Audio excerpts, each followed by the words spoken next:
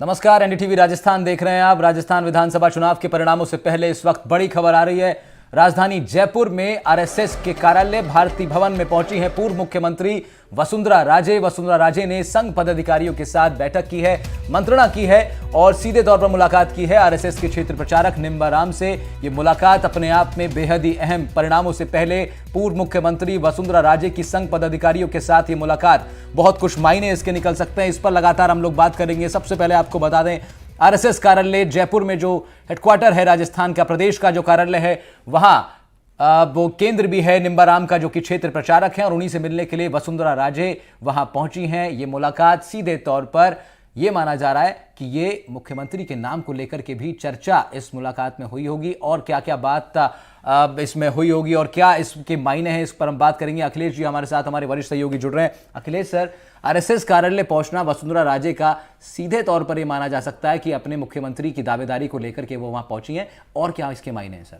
इसका यही मायना निकाला जाएगा, क्योंकि देखिए पूरे चुनाव में बीजेपी ने वसुंधरा राजे का चेहरा आगे नहीं किया था। बीजेपी ने तय किया था कि सामूहिक नेतृत्व में ही चुनाव लड़ा जाएगा, और ये बात जरूर थी कि बीजेपी ने उन्हें दरकिनार भी पूरी तरह से नहीं किया। ये पहली सूची जब आई थी बीजेपी की तो उसमें ये जरूर था कि कई सांसदों को पार्टी ने टिकट दिया, तब उसमें वसुंधरा राजे के समर्थकों को टिकट नहीं दिया गया था। लेकिन जब दूसरी सूची आई थी 83 उम्मीदवारों की, उसमें माना जा रहा है करीब 27 नाम बीजेपी ने वसुंधरा राजे के समर्थकों को दिया था। तो यानी वसुंधरा को पूरी तरह से उपेक्षा उनकी कर दी हो बीजेपी ने, ऐसा बिल्कुल नहीं था। और यही कारण है कि चुनाव के दौरान भी जो है उनको महत्व मिलता रहा। ये आज जो मीटिंग हो रही है, ये आप मान करके चलिए कि 3 दिसंबर के बाद क्या समीकरण बन सकते हैं राजस्थान में, किस तरह की राजनीतिक तस्वीर बन सकती, उसको लेकर के मंथन और मंत्रणा हो रही होगी।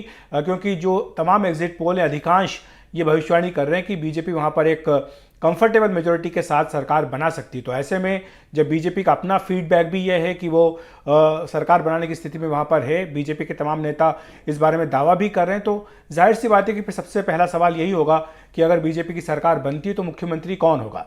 तो इसमें वसुंधरा राजे सिंधिया जाहिर सी बात है कि अपना दावा बिल्कुल नहीं छोड़ेंगी, क्योंकि 2 बार वो मुख्यमंत्री रह चुकी हैं और वो ये ज़रूर अपनी ओर से कन्वे करेंगी आरएसएस के नेताओं को और बीजेपी के शीर्ष नेताओं को कि उनकी दावेदारी पर भी विचार किया जाए। और अखिलेश सर, ये भी बहुत सबके सामने की बात है कि भाई राष्ट्रीय स्वयंसेवक संघ के कार्यालय पर माथा टेकने बड़े नेता जब पहुंचते हैं तो उसके फिर जो कयास लगाए जाते हैं वो तो बहुत स्वाभाविक हो जाते हैं। लेकिन इस वक्त क्योंकि परिणाम आने वाले हैं और पोल्स में बड़ी बात यह भी है कि सर पोल्स में भारतीय जनता पार्टी को बहुमत दिखाया जा रहा है ज़्यादातर पोल्स में, तो ये जिस तरह से आपने भी कहा कि वसुंधरा राजे अपना दावा नहीं छोड़ेंगी, तो क्या जो क्षेत्र प्रचारक हैं आरएसएस के निम्बाराम, उनसे यही बात हुई होगी वसुंधरा की कि वो जब सरकार आती है, अगर पूर्ण बहुमत में भारतीय जनता पार्टी सत्ता में आती है तो मुझको मुख्यमंत्री बनाया जाए, इसमें कोई कसर ना रह जाए इस दावे में, इसको ही पुख्ता करने के लिए वहाँ पहुंची हैं राजे वहाँ पे? देखिए, ये जो इस तरह की बैठकें होती हैं बीजेपी आरएसएस नेताओं के बीच में, इसके बारे में कोई आधिकारिक तौर पर कोई बयान तो जारी किया नहीं जाता है और हम केवल एक कयास ही लगा सकते हैं, क्योंकि जिस तरह का राजनीतिक घटनाक्रम चल रहा है राजस्थान में, आरएसएस की भी एक बड़ी भूमिका रही है इस पूरे विधानसभा चुनाव में।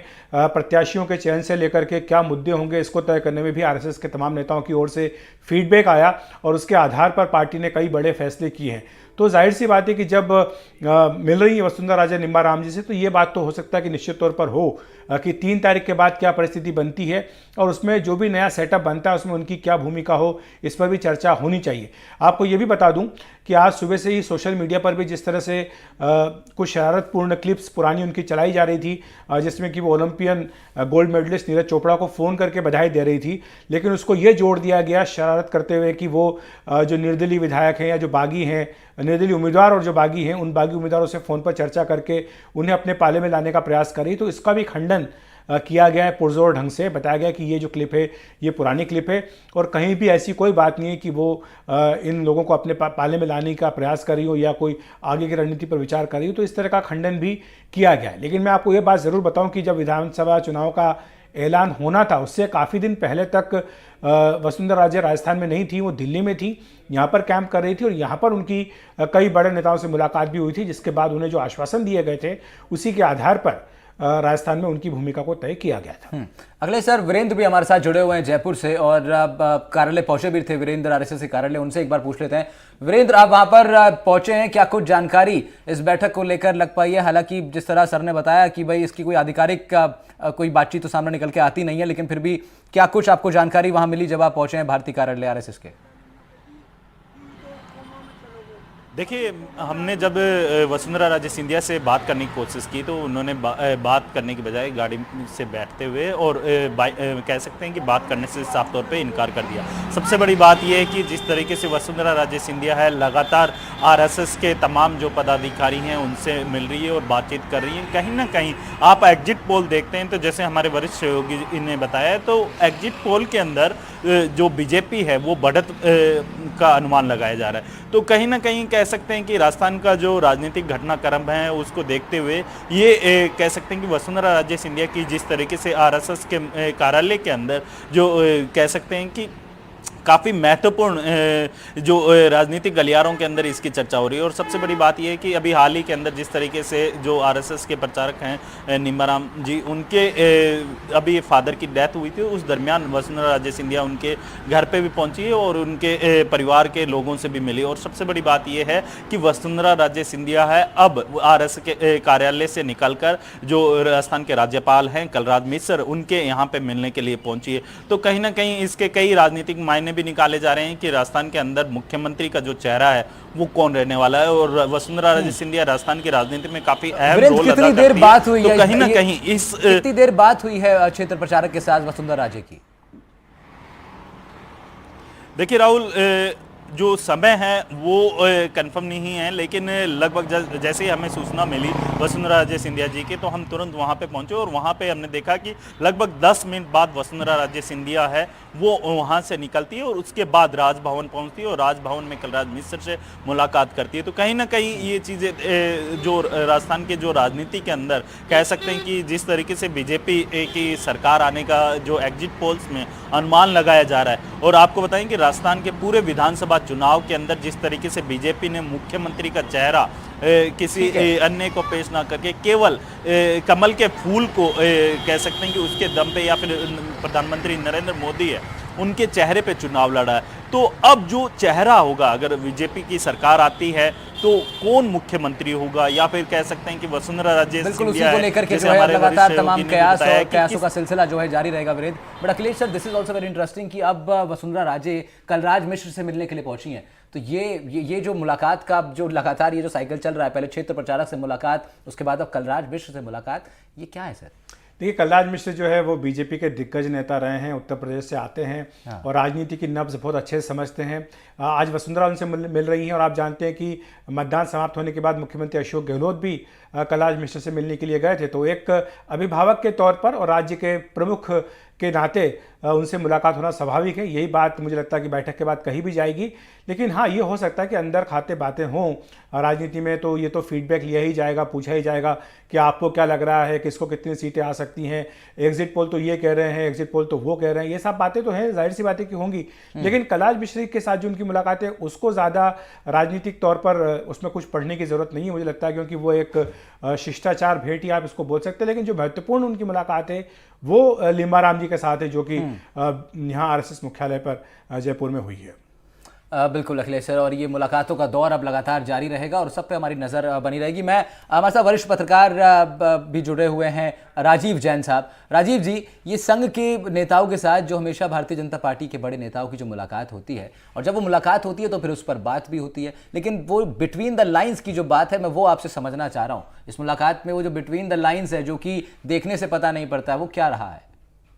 देखिए, वसुंधरा राजे का आरएसएस के मुख्यालय जाना और वहाँ क्षेत्रीय प्रचारक निम्बाराम से मिलना, इसके बहुत बड़े मायने हैं, क्योंकि आरएसएस की वसुंधरा राजे से नाराजगी जग जाहिर है राजस्थान में। क्योंकि 2013 से 2018 जब मुख्यमंत्री वसुंधरा राजे थी तो उन्होंने आरएसएस को पूरी तरह इग्नोर रखा, उसको दूर रखा। आरएसएस तब से ही उनसे नाराज था। और आरएसएस के एक बहुत बड़े प्रचारक हैं प्रकाश चंद जी, जो पहले प्रदेश के संगठन महामंत्री भी होते थे भाजपा के, उनकी और वसुंधरा राजे की काफी खटपट और दूरी जग जाहिर है। तो चुनावों से पहले वसुंधरा राजे जब मुख्यमंत्री का चेहरा घोषित करने का दबाव डलवा रही थी, उस समय अचानक दिल्ली से आके प्रकाश जी से करीब आधे घंटे की उनकी मुलाकात हुई थी। लेकिन कहा जाता है कि प्रकाश जी कहीं उनकी नाराजगी बहुत तगड़ी रूप में थी और उन्हीं की नाराजगी की वजह से आरएसएस ने पूरी दूरी बना ली। और वसुंधरा राजे पिछले 5 साल जब विपक्ष में रही पार्टी, तो कभी भी संगठन के कार्यक्रमों में नहीं गई, क्योंकि प्रदेश अध्यक्ष सतीश पुनिया थे तो वो संघ की पसंद थे, विद्यार्थी परिषद से निकले हुए थे, संघ से उनका बड़ा जुड़ाव था। उनकी भी नाराजगी और संघ की तो वसुंधरा राजे से गहरी नाराजगी है, क्योंकि पूरे जो पिछला वसुंधरा राजे का कार्यकाल था उसमें संघ के बताए हुए कोई भी काम वसुंधरा गवर्नमेंट सरकार ने नहीं किए थे। तो उसके बाद जो आरएसएस का फीडबैक अपने राष्ट्रीय स्तर पे गया, केंद्रीय स्तर पे गया और वो भाजपा में गया, तो भाजपा ने कहीं ना कहीं उनसे भी दूरी बनाई, केंद्रीय नेतृत्व ने खास करके।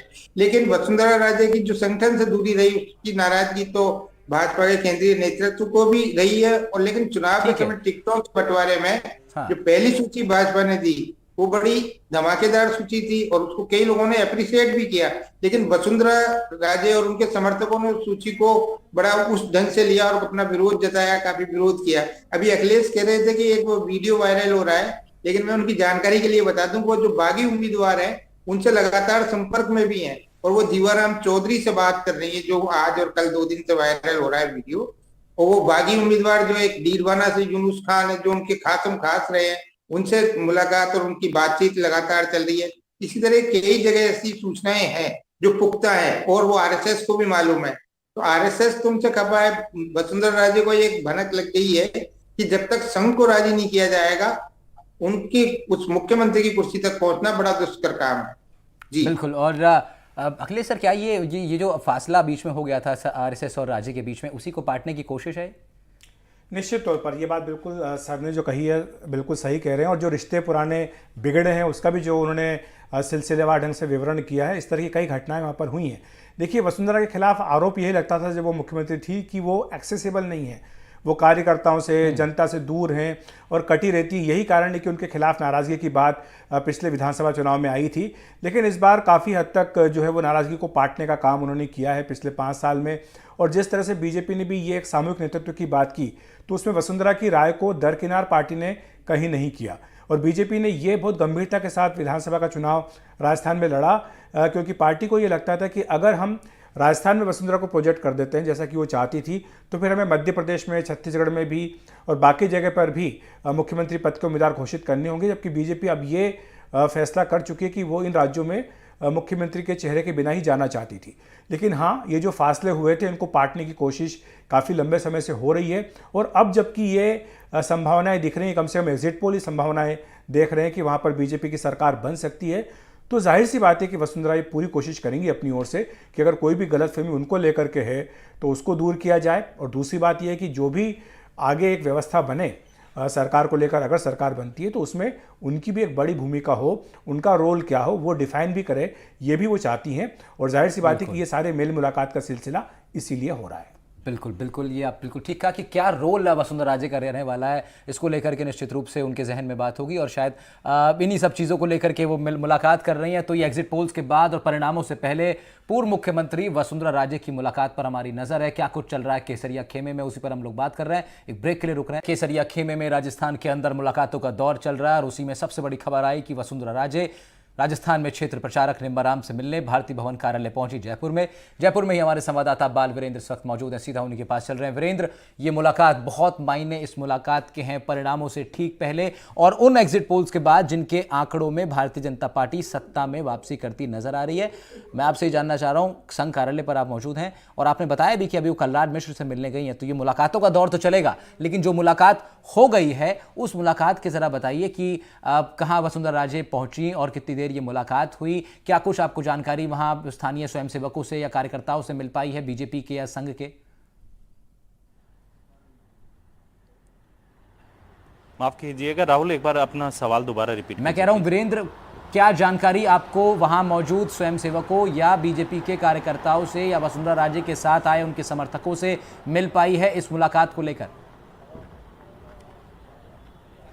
देखिए राहुल, वसुंधरा राजे सिंधिया जो आरएसएस का जो कार्यालय है वहाँ पे निम्बाराम जी है, इसके अलावा अन्य जो पदाधिकारी हैं उनसे मुलाकात की है। अगर मैं बात करूं वसुंधरा राजे के समर्थकों की, तो इसमें वसुंधरा राजे अकेली हैं और उनका जो कह सकते हैं कि जो सिक्योरिटी, जो सुरक्षा एजेंसियों के जो तमाम कर्मचारी हैं वो मौजूद थे। इसके अलावा जब हम वहाँ मतलब पहुँचे हैं उसके 10 मिनट बाद में वसुंधरा राजे सिंधिया आती है। जब हमसे बात करने की कोशिश करते हैं तो उन्होंने ये कहा कि मैं इस पे कुछ नहीं बोलूँगी।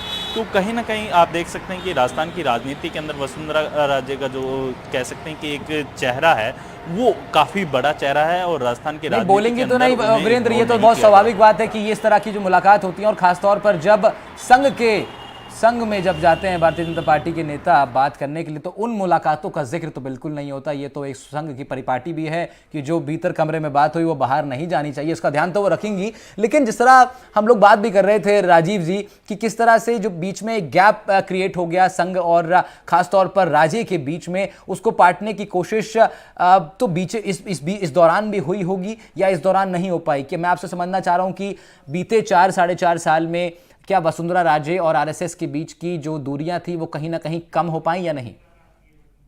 देखिए 4.5 साल में दूरियां तो कम नहीं हो पाई।